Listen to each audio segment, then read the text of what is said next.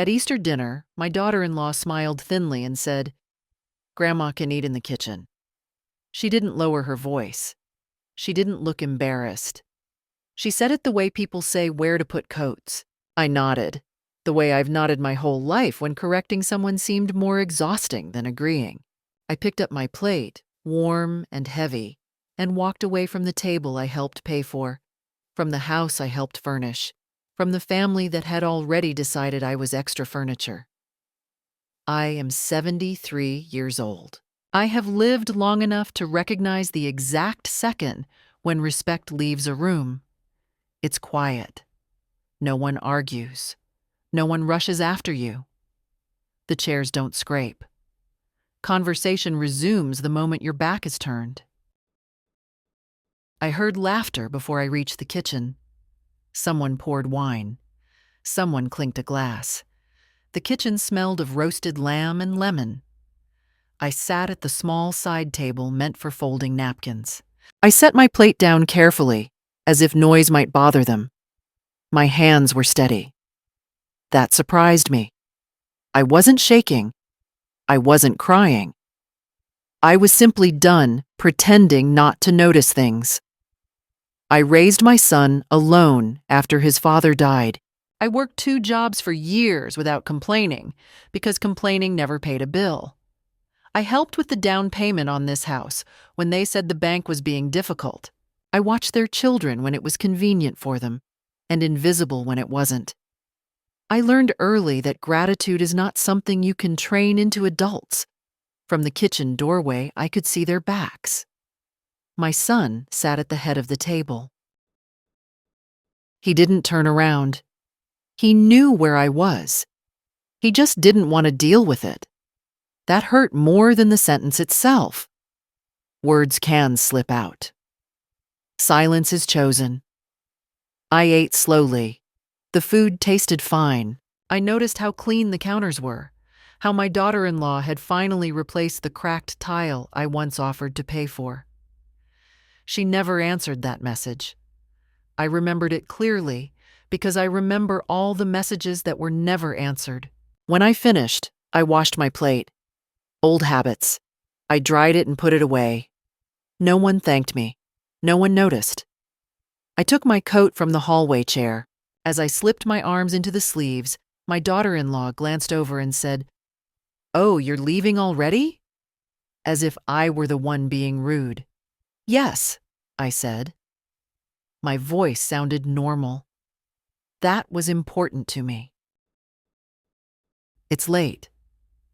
Outside, the evening air was cool and smelled like spring.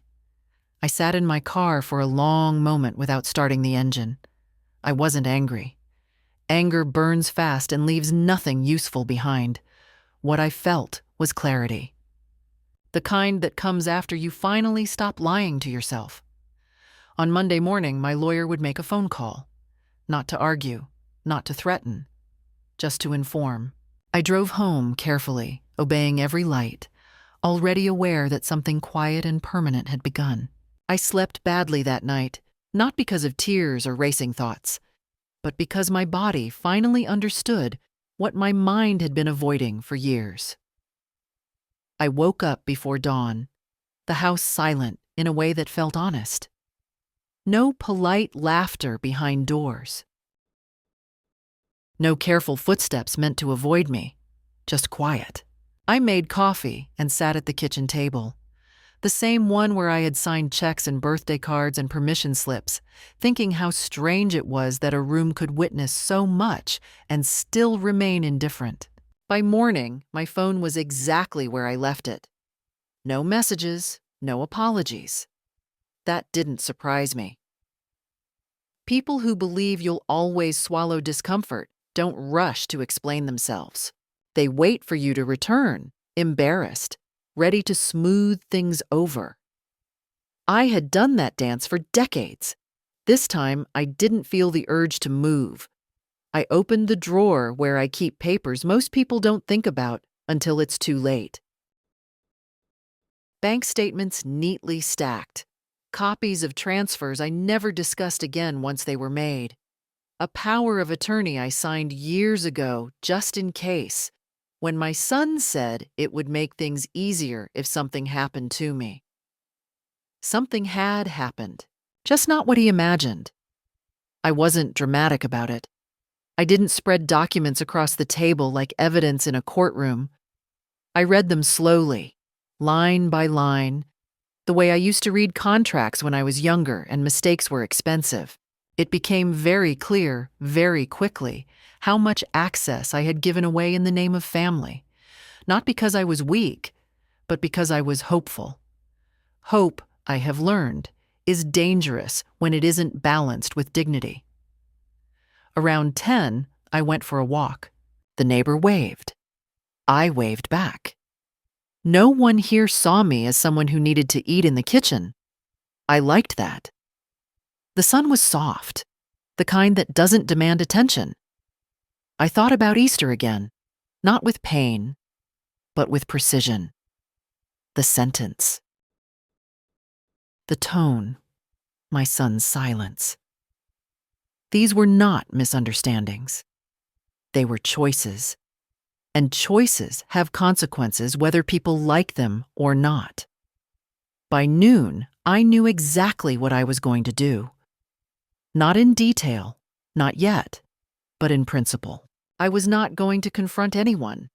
I was not going to ask for explanations that would arrive wrapped in excuses. I was going to make sure that the next time someone decided where I belonged, it wouldn't be because I had paid for the privilege of being ignored. I poured another cup of coffee and picked up my phone. I didn't call my son. I didn't call my daughter-in-law. I searched for the number of the lawyer who helped me years ago when I sold my small business. A practical man. No interest in family drama. Exactly what I needed. As the phone rang, I felt something I hadn't felt in a long time. Not revenge, not satisfaction, just calm. By the third day after Easter, the memory of that sentence no longer surprised me. It settled into me the way a diagnosis does, not dramatic, just final. I woke early again, washed my face, and looked at myself in the mirror longer than usual. Age shows differently when you stop apologizing for it. My hair was neatly combed, my posture straight. I looked like a woman who had survived worse things than a rude remark at a holiday table, and that thought grounded me. I spent the morning doing ordinary things on purpose. I made soup. I watered the plants. I folded laundry that didn't need folding yet. Routine has a way of keeping emotions from spilling everywhere. Around midday, I sat down with the folder I had taken out 2 days earlier and went through it properly this time. Not with sentiment, but with attention. Every document told a small, unflattering truth. Dates, signatures, transfers, permissions granted in moments when I believed closeness required generosity without limits. I remembered how my son had stood in this very room years ago, explaining that paperwork was just formality, that trusting each other was what families did. I had agreed because I wanted ease, not conflict. I wanted harmony more than I wanted control.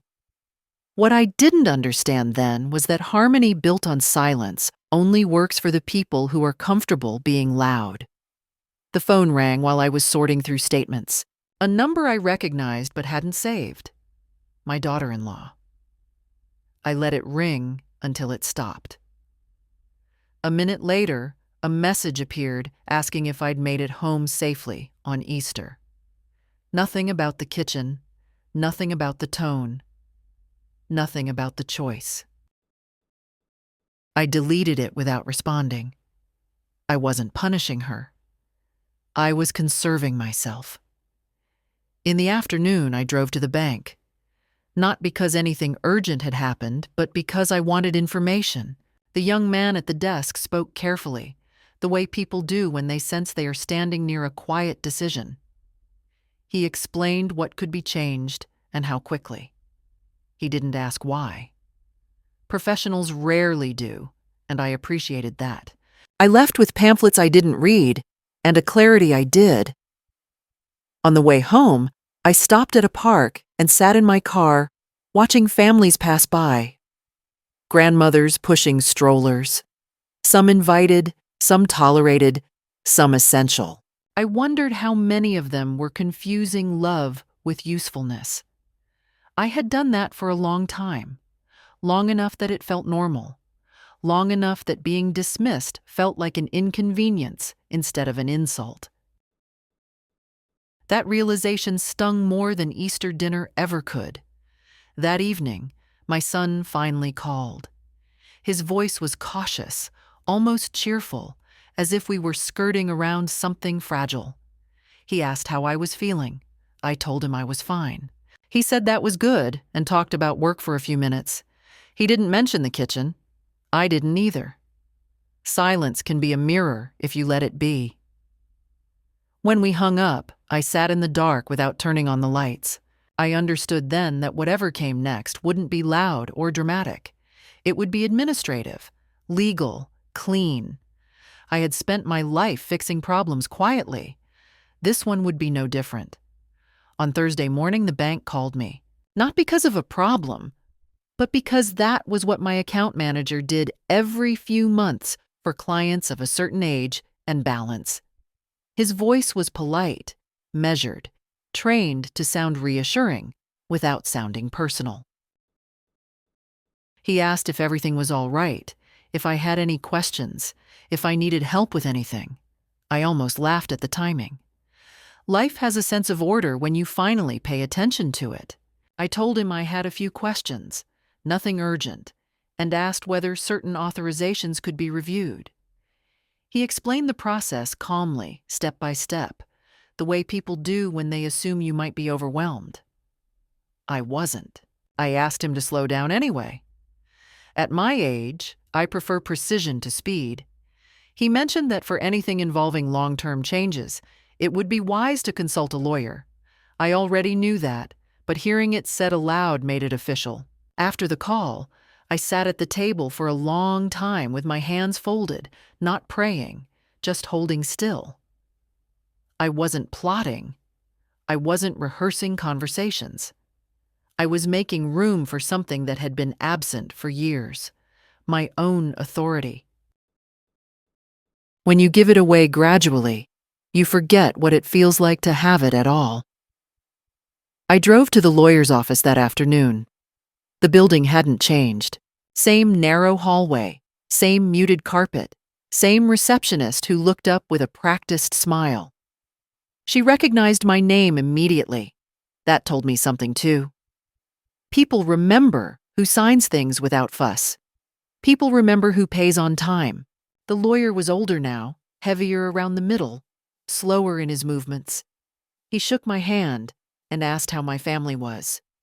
I said they were well. It was easier than explaining.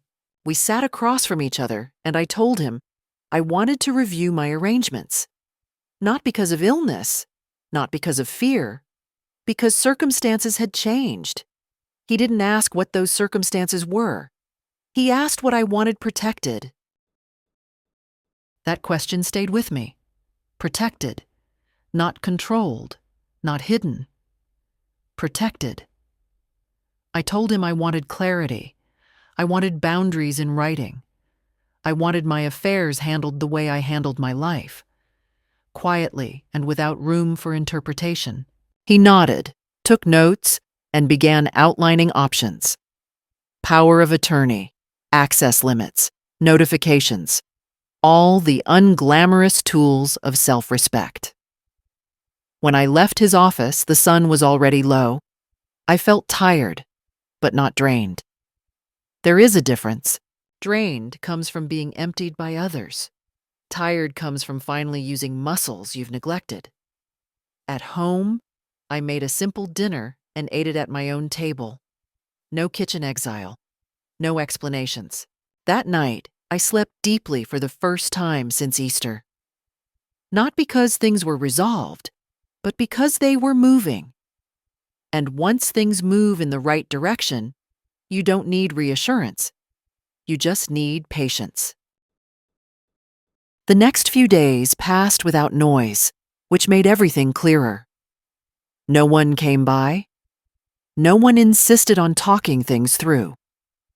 Silence, when you stop fearing it, becomes very informative. I spent Friday organizing the house the way people do when they are preparing for something internal rather than practical. I sorted drawers that hadn't been touched in years. I shredded papers that no longer served a purpose.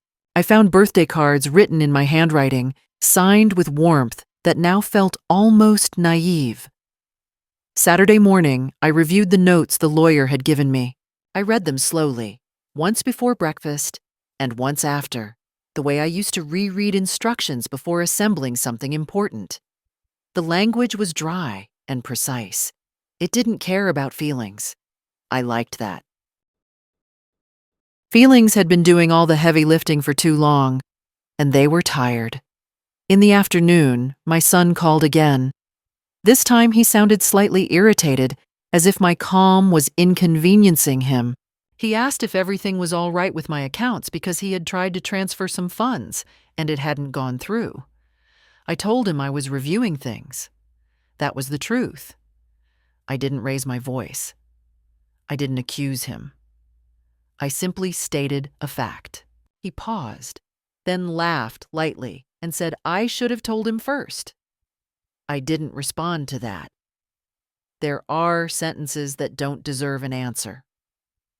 After the call, I sat by the window and watched the light shift across the floor. I thought about how often I had explained myself in the past, as if being a mother required constant justification.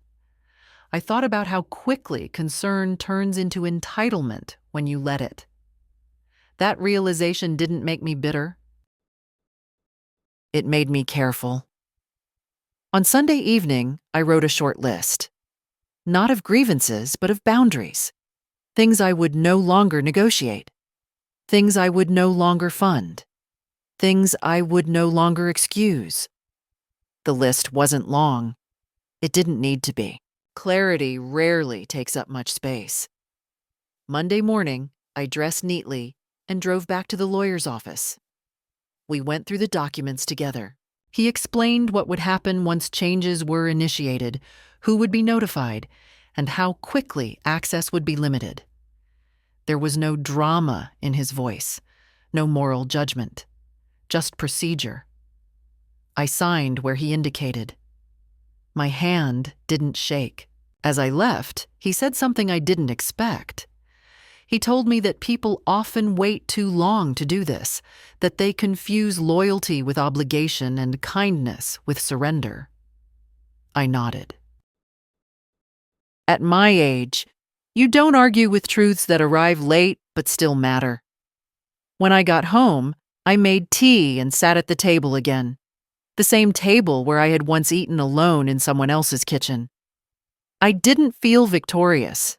I felt aligned. There is a quiet strength in that. One that doesn't announce itself, but doesn't back down either. I knew the next call would not be friendly. And for the first time, that didn't worry me at all. By Tuesday, the changes were no longer theoretical. They were in motion, which meant they could no longer be softened by promises or delayed by good intentions. I received an email from the lawyer confirming that the revocation of access had been filed and that notifications would be sent where required. The language was formal, almost cold, and I read it twice with the same calm I used to read weather reports. Something was coming. I didn't need to dramatize it to understand that. I spent the morning out of the house. I went to the grocery store and took my time in the aisles, choosing things I liked instead of things I thought others might want. That alone felt unfamiliar. For years, my shopping lists had been shaped by requests, preferences, allergies, and passing remarks made in other people's kitchens. Standing there, deciding only for myself, I realized how easily a life can become a service without a contract. When I got home, there were 3 missed calls. All from my son. No messages. That told me everything. If it had been about concern, he would have left words. Silence like that is pressure, not care. I set my phone face down and made lunch. In the afternoon, the call finally came through while I was watering the plants. I answered because avoiding conversations forever is another kind of weakness, and I was done with those too. His voice was tight, no greeting, straight to the point. He said something was wrong with the accounts. He said payments were bouncing. He said this couldn't be happening right now. I listened without interrupting. The way you listen to a storm you can't stop, but don't need to run from either. When he finished, I told him calmly that I had made changes. I didn't explain why. I didn't defend myself. I stated it as a completed action, not an opening for debate. There was a pause on the line, then anger, poorly disguised as confusion. He asked how I could do this without telling him. I said I didn't need permission. That was the first time I had ever said that to my own child. He accused me of overreacting. He said Easter was blown out of proportion. He said his wife hadn't meant anything by it. I let him speak. People reveal a lot when they believe words can undo behavior. When he finally stopped, waiting for me to reassure him, I told him I had understood perfectly. That being asked to eat in the kitchen had clarified things for me in a way years of conversations had not. He went quiet then. Not thoughtful quiet. Calculating quiet. He asked what this meant going forward. I told him it meant exactly what it sounded like. I would no longer be involved in arrangements that required me to accept disrespect as a condition. I said it slowly, clearly, without raising my voice. There was nothing left to negotiate. After the call ended, I stood very still for a moment, my hand resting on the watering can. My heart was beating faster, but not wildly. Confrontation takes energy, even when it's necessary. I reminded myself that discomfort is not danger. I finished watering the plants. That evening, I sat by the window again as the light faded. I felt something close to grief, but it wasn't for what I had lost. It was for how long it had taken me to see what I had been giving away. That grief passed quietly, the way most truths do when you finally stop resisting them. By Wednesday morning, the ripple had reached beyond my son. I knew that before anyone told me, because family systems have a way of reacting all at once when the balance shifts. My phone rang early. This time it wasn't him. It was my daughter-in-law's husband's number, the one I rarely saw on my screen because he preferred to stay just far enough away to claim neutrality. I let it ring twice before answering. I wasn't avoiding him. I was preparing myself not to soften. He didn't waste time. He said my lawyer had called him. He said the conversation had been unexpected. He chose that word carefully, as if surprise were the real injury. He asked what was going on and whether there had been some mistake. I told him there hadn't. My voice didn't waver. I have learned that people hear certainty more clearly than explanations. He sighed and said, "This was causing stress in the family." I almost smiled at that. Stress appears when support is removed, not when respect is lost. He said Easter had been a misunderstanding, that things were said without thinking, that no one intended to hurt me. I listened the way I used to listen when salesmen explained why the terms were actually fair. When he finished, I said that intent didn't erase impact, and that I was no longer interested in interpreting other people's behavior generously at my own expense. There was a pause. Then his tone changed. He became practical. He asked what exactly had been changed and whether it was temporary. That shift told me more than his earlier concern. I answered carefully, choosing words that left no room for hope built on delay.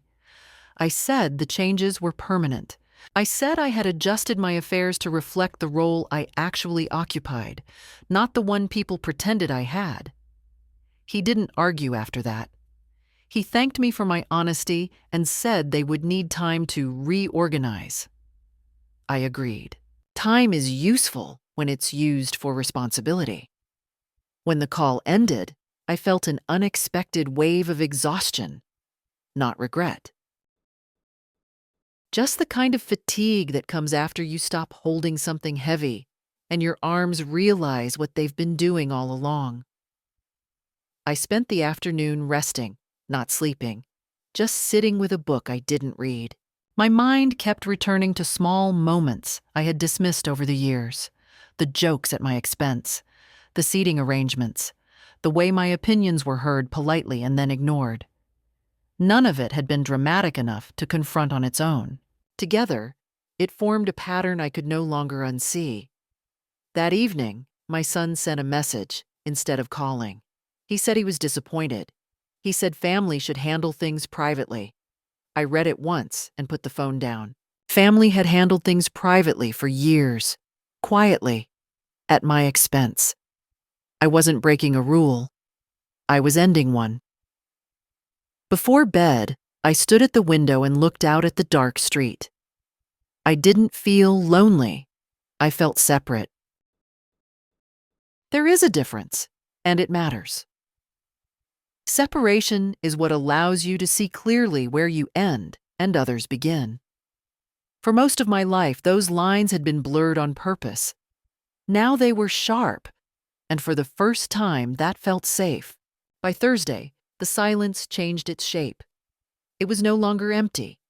It was crowded with messages that said very little, missed calls without voicemails, texts that asked if I was feeling better, notes that mentioned weather, errands, anything except what mattered. People do that when they hope proximity will replace accountability. I let the phone sit where it was. I had learned that urgency is often a performance. Late in the morning, my daughter-in-law finally wrote directly. She said she was confused. She said she hadn't realized I was upset. She said she hoped we could move past this. The phrasing was careful, almost professional, as if we were co-workers smoothing over an awkward meeting. I read it twice and felt nothing rise in me that required an answer. Moving past something usually means stepping over it without looking down. I had spent too many years doing exactly that. I went out for a drive instead. Not to distract myself, but to think clearly without interruption. The roads were familiar. I passed the pharmacy where I used to pick up prescriptions for everyone else before filling my own. I passed the school where I had waited in the car for grandchildren who no longer needed rides. Time doesn't ask permission when it rearranges your role. It just moves on and expects you to keep up. In the afternoon, the lawyer called to confirm that notifications had been received. He didn't say by whom. He didn't need to. He told me everything was proceeding as planned and asked if I had any questions. I said no. I appreciated that he didn't congratulate me. This wasn't a victory. It was maintenance. That evening, my son showed up at my door unannounced. I saw his car through the window and felt a tightening in my chest that passed quickly. I didn't rush. I didn't hide. I opened the door when I was ready. He looked tired, irritated, older than he liked to admit. He asked if we could talk. I stepped aside and let him in. Boundaries don't require cruelty. He stood in the living room and looked around as if seeing it for the first time. He said this had gone too far. He said people were talking. He said I had embarrassed them. I waited for him to say he was sorry. He didn't. That was the moment everything settled. I told him I wasn't interested in managing appearances anymore. I told him I had been clear and that clarity often feels harsh to people who benefited from confusion. He said family doesn't do things this way. I said families also don't send their elders to eat alone in the kitchen. He looked away then, not ashamed, just inconvenienced. When he left, the house felt larger, not emptier, larger. I made myself dinner and ate at my table, in my chair, with the light on. I slept well that night, not because things were resolved, but because I no longer needed them to be. By Friday morning, I could feel the shift in how they spoke to me, even when they pretended nothing had changed. The messages were no longer casual. They were cautious, edged with calculation. Words were chosen the way people choose footing on ice, slow and testing, hoping nothing would crack beneath them. I recognized that tone. I had used it myself once, long ago, when I needed something from someone stronger than me. Around noon, my son called again. This time he sounded controlled, almost gentle, the way people sound when anger hasn't worked and they're trying a different approach. He asked if we could talk calmly, just the two of us, without lawyers, without misunderstandings. He said families don't need intermediaries. I told him to come by in the afternoon if he wanted. I wasn't afraid of the conversation anymore. He arrived shortly after 3. I made tea and set 2 cups on the table, the same table where I had made so many quiet decisions for other people. He sat down heavily, rubbing his hands together, avoiding my eyes. For a moment, he looked like a boy again, uncertain and defensive. That softened something in me, but not enough to undo what had already been done. He started by saying he was hurt. He said he felt blindsided. He said he couldn't understand how things escalated so quickly. I let him speak. When people finally stop talking, that's when the truth usually shows up. He said his wife felt attacked. He said they never meant to exclude me. He said Easter had been awkward for everyone and that maybe I was too sensitive. That word settled between us. Sensitive. I had been called that my entire life, usually by people who benefited from my restraint. I told him calmly that sensitivity wasn't the issue. Respect was. I reminded him of the sentence spoken at that table and of his silence afterward. I asked him if he would have accepted that treatment toward me from anyone else. He didn't answer. Silence again. Familiar silence. He said he wished I had spoken up in the moment.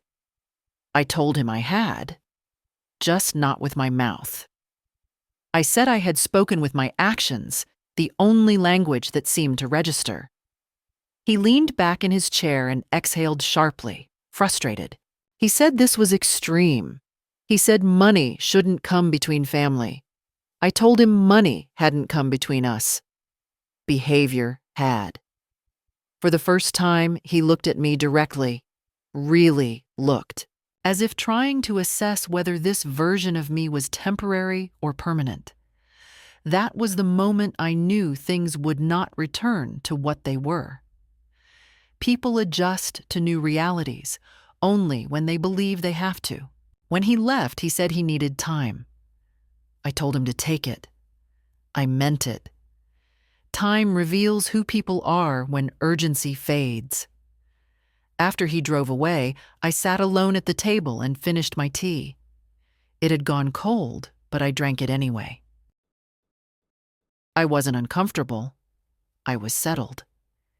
There is peace in finally choosing yourself, even when it costs you the illusion of harmony. By Saturday, the tone shifted again. This time, it was my daughter-in-law who asked to talk.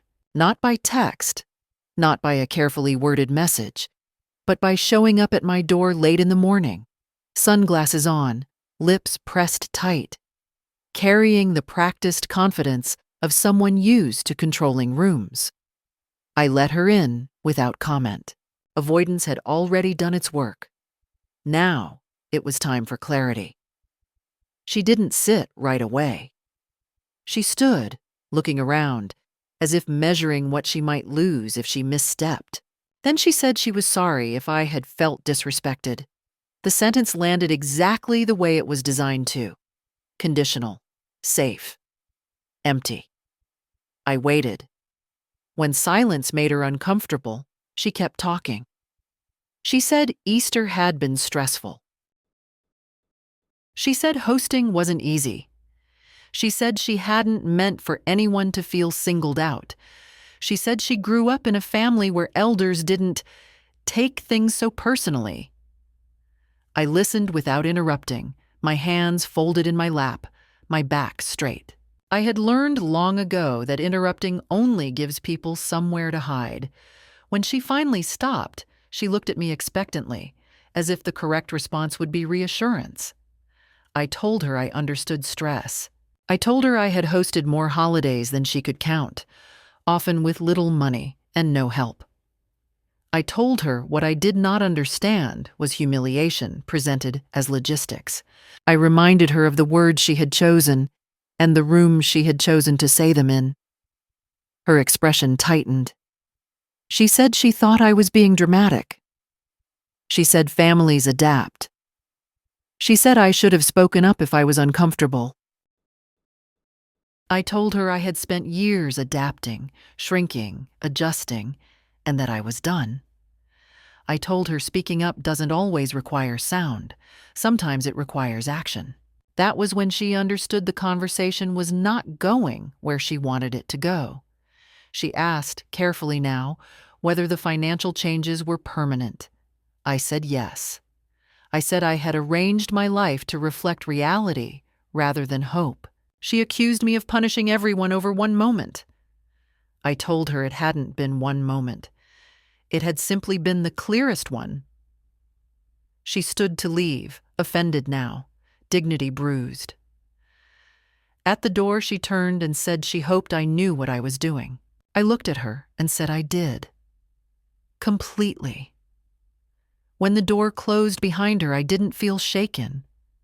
I felt lighter. That evening, I sat alone with my thoughts and realized something important. I was no longer waiting to be understood. I was done explaining. And that, more than any document or decision, was the real change. On Sunday afternoon, my granddaughter came alone. She didn't call first. She never does when she's nervous. I saw her car from the window and felt something in my chest loosen before she even knocked. When I opened the door, she hugged me tightly, the way children do when they sense something important has shifted, but don't yet know how to name it. She sat at the table and wrapped her hands around a mug of tea she didn't drink. She told me everyone was arguing, that no one agreed on what had happened, only on who was to blame.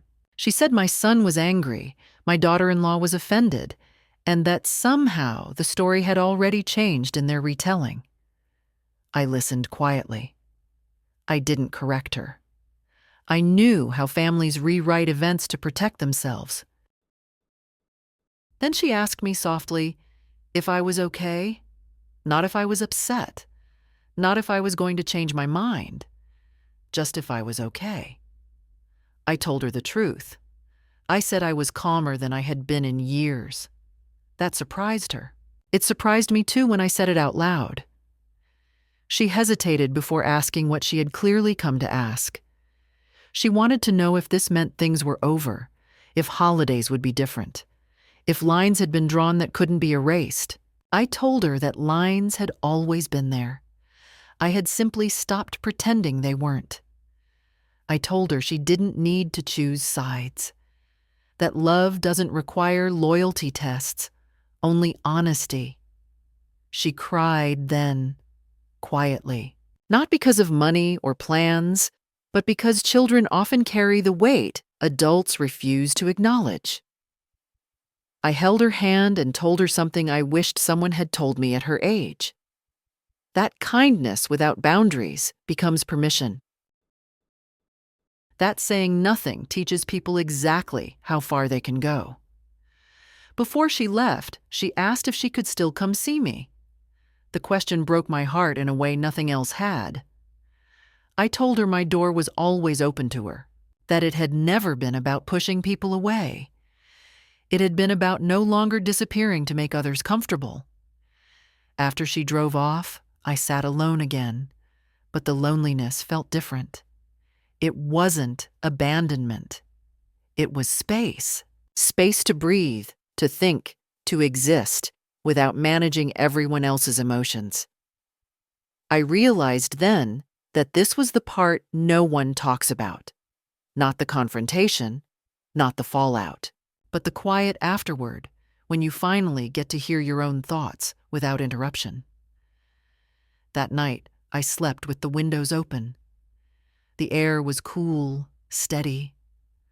I felt old, yes, but not small, and that mattered more than anything else. By Monday, the practical consequences began to surface, the kind that don't announce themselves loudly but press in from all sides. I knew before anyone told me, because desperation has a rhythm. It shows up in the timing of messages, in the sudden politeness, in the way people ask questions they already know the answers to. My phone lit up more often, always during business hours, always with the same careful restraint. My son called mid-morning and asked if I had a moment. His voice was different now, less sharp, less certain. He said there were complications. He said some payments hadn't gone through and that it was creating problems they hadn't anticipated. I listened, already aware of how much planning had relied on my quiet reliability. When I didn't respond right away, he added that they were working on solutions. That word again. Working. As if effort alone could replace preparation. I told him I trusted him to handle his affairs, that I believed he was capable. It wasn't sarcasm, it was a boundary. He didn't thank me. He just went quiet, recalculating. After we hung up, I felt a small ache behind my eyes, not from guilt, but from recognition. This was what it looked like when support turned into expectation, and expectation was suddenly removed. In the afternoon, a message came from my daughter-in-law, asking if we could revisit the conversation. She said things were tighter than they realized. She said no one had meant for things to get so complicated. I read it once and didn't reply. Complicated is what people call consequences when they arrive uninvited. Later, my granddaughter sent a short note. She said everyone was stressed. She said dinners were tense. She didn't ask me to fix anything. She just wanted me to know. I appreciated that more than she probably understood. Being informed is different from being recruited. That evening, I took a long walk. The sky was low and gray, the kind that presses gently rather than threatening rain. I thought about how often I had absorbed other people's urgency, mistaking it for my responsibility. How many times I had stepped in early to prevent discomfort that wasn't actually mine to manage. The habit runs deep, especially in women my age. We were taught that smoothing things over was a virtue. No one told us how expensive it could be. When I got home, I checked my mail. There was a notice from the bank confirming changes had fully taken effect. Clear, final. I placed it neatly with the others. No ceremony, no pause, just acknowledgement. That night, I sat in my chair and listened to the house settle. The pipes creaked. The refrigerator hummed. Ordinary sounds. Reliable. I realized that nothing essential had been taken from me. What had been taken was the illusion that love could survive without respect. And illusions, once gone, rarely need to be mourned for long. By Tuesday, the noise faded into something more revealing than silence. It wasn't absence anymore. It was adjustment. Fewer calls. Shorter messages. The kind of restraint people develop when they realize pressure no longer works. I noticed it the way you notice a room cooling after someone opens a window. Subtle, but unmistakable. I spent the morning at home, moving slowly, deliberately. I reorganized a shelf that held photo albums I hadn't opened in years, not out of nostalgia, but curiosity. I wanted to see what remained when I looked without expectation. Faces stared back at me from different decades, younger versions of people who had once needed me in ways that had nothing to do with money or convenience. I didn't feel sadness. I felt distance. Time does that when you let it tell the truth. In the afternoon, my lawyer sent a final confirmation. Everything had been executed. Access formally limited. Authority returned where it belonged. The email was brief, professional, almost anticlimactic. I stared at the screen for a moment longer than necessary, then closed it. This wasn't a moment that required witnesses. It was complete whether anyone approved or not. Later, I received a message from my son that surprised me with its tone. No anger, no blame, just a statement that they were figuring things out. No request followed. I read it carefully, noticing what wasn't there. No apology, no acknowledgement. Just adaptation. That told me more than any argument ever could. I went outside and sat on the porch as the day cooled. A neighbor stopped to chat briefly, commenting on the weather, on how fast the season was changing. Ordinary conversation. I realized how grounding it felt to be seen as just myself, not as someone's solution, not as a financial buffer, not as a role. Just a woman sitting on her porch. As evening came, I cooked a simple meal and ate without distraction. I didn't check my phone. I didn't wait for anything. That, I understood, was the real difference. Waiting had been my default state for years. Waiting to be called. Waiting to be included. Waiting to be acknowledged. I was no longer doing that. Before bed, I stood in front of the mirror again. The same face, the same years, but something had shifted behind my eyes. I looked like someone who had stopped negotiating her worth. At my age, that is no small thing. It doesn't come from winning. It comes from letting go. I turned off the light, knowing that whatever came next would come on new terms. And for the first time, those terms were mine. By Wednesday, the urgency had burned itself out. What remained was a kind of cautious stillness, the aftermath of people realizing that nothing more could be extracted by pushing. I felt it in the lack of messages, in the absence of late-night calls, in the way my phone finally stayed quiet long enough for me to forget where I'd left it. That silence no longer felt like punishment. It felt like acceptance, even if no one was brave enough to name it that way. I went about my days without checking in on anyone else's mood. I woke when I woke, ate when I was hungry, rested when my body asked for it. These small freedoms added up quickly. They filled the hours that had once been occupied by anticipation and worry. I realized how much time I had spent bracing myself for conversations that never brought relief, only more obligation. Without that constant readiness, my thoughts slowed down. They became my own again. Toward the end of the week, my son asked if we could meet one more time, not at my house, not at his. Neutral ground, he said, as if geography were the problem. I agreed. Not because I hoped for reconciliation, but because I wanted to see whether anything had changed besides circumstances. We met at a quiet cafe in the late afternoon, when the rush had passed and the light through the windows softened everything it touched. He looked tired. Not dramatic tired, but worn down by having to carry weight he had long assumed someone else would hold. He didn't start with accusations this time. He didn't start with explanations either. He asked how I was. I told him I was well. The truth, stated plainly, seemed to unsettle him.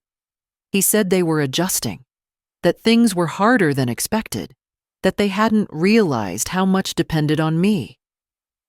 I waited. Eventually, he said he wished things hadn't come to this. I told him I wished that too, but wishing doesn't repair patterns. Awareness does. Responsibility does. Silence followed, heavier than before. because this time it wasn't defensive. It was reflective. He didn't apologize, not directly, but he didn't ask me to undo anything either. That, in its own way, was progress. When we stood to leave, he hugged me awkwardly, briefly, like someone unsure of the rules. I let him.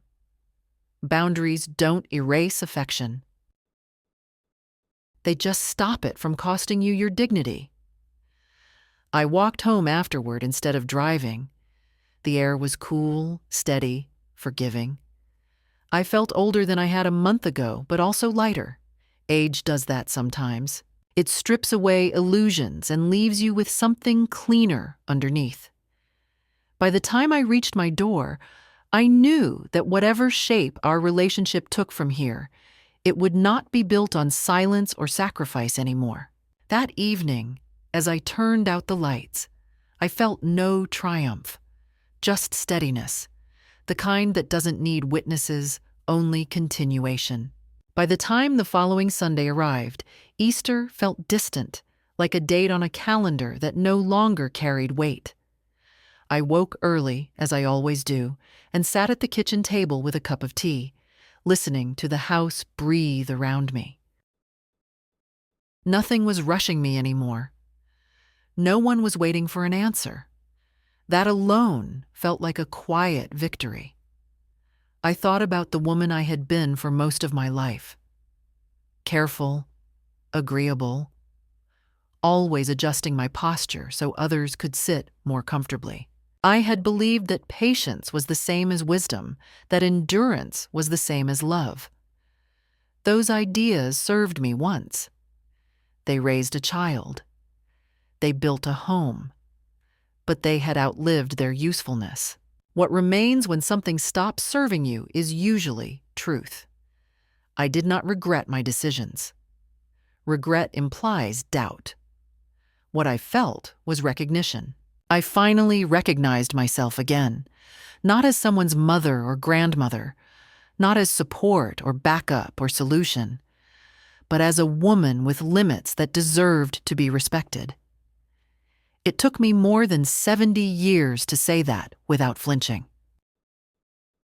My family still existed. They always would. Some relationships had cooled. Others had shifted into something more cautious, more honest. I no longer chased closeness. I allowed it where it arrived freely and let the rest stay where it belonged. That was the balance I had been missing. That afternoon, I baked bread just for myself. I ate it warm, standing at the counter, crumbs on my plate, sunlight on the floor. No one commented on where I sat. No one told me where I belonged. I smiled at that thought. Not with bitterness, but with quiet amusement. In the evening, I took out a clean sheet of paper and wrote a single sentence, then folded it and placed it in the drawer where I keep important things. It wasn't a threat or a promise. It was a reminder. I will not make myself smaller to keep the peace. When I went to bed, I felt something rare and solid settle inside me. Dignity, not borrowed, not negotiated, earned slowly and at last, kept. If you are reading this and recognize yourself somewhere between that dining table and the kitchen door, know this: it is never too late to choose yourself. If my story spoke to you, leave a comment or share it with another woman who might need to hear it. Sometimes, one quiet truth is enough to start everything changing.